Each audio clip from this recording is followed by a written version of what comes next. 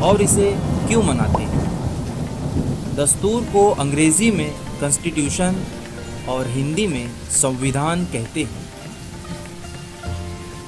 تو آئیے شروع کرتے ہیں ہمارے دستور کا تعارف۔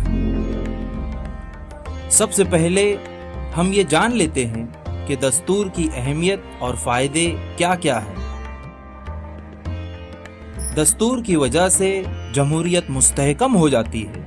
اسی طرح دستور کی پیش کردہ سیاسی مثالوں کی وجہ سے عالمی امن و تحفظ اور انسانی حقوق کی حفاظت کا ماحول تیار ہوتا ہے۔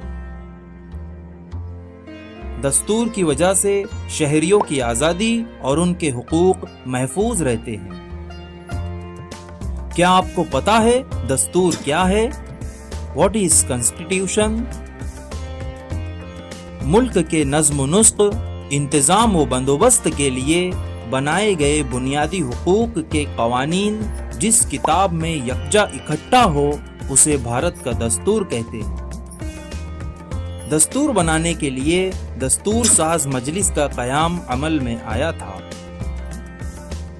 تحریک آزادی کے رہنماؤں کا ماننا تھا کہ آزاد بھارت کا حکومتی کام کاج انگریزوں کے تیار کردہ دستور کے مطابق نہیں بلکہ بھارتیوں کے تیار کردہ دستور کے مطابق چلنا چاہیے۔ بھارت کی دستور سازی کا کام سن 1946 میں ہی شروع ہو چکا تھا۔ دستور ساز اسمبلی کی پہلی نشست کے صدر ڈاکٹر راجندر پرساد تھے۔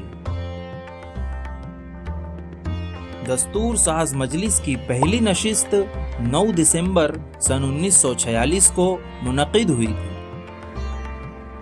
آئیے ہم دیکھتے ہیں کہ دستور ساز مجلس کے ممبران کون تھے۔ آزاد بھارت کے پہلے صدر جمہوریہ ڈاکٹر راجندر پرساد، آزاد بھارت کے پہلے وزیر اعظم پنڈت جواہر لال نہرو، دستور کے معمار ڈاکٹر بابا صاحب امبیڈکر، لوہ پرش سردار ولبھ بھائی پٹیل، آزاد بھارت کے پہلے وزیر تعلیم مولانا ابوالکلام آزاد، بلبل ہند سروجنی نائیڈو، ہنسا بین مہتا اور راج کماری امرت کور۔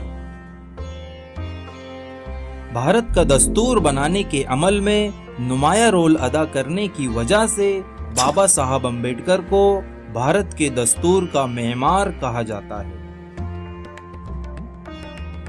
26 نومبر سن 1949 کے دن دستور نافذ ہوا تھا، اسی لیے اس دن یوم دستور مناتے ہیں۔ 26 جنوری سن 1950 سے دستور کے مطابق حکومتی امور چلانے کا آغاز ہوا تھا۔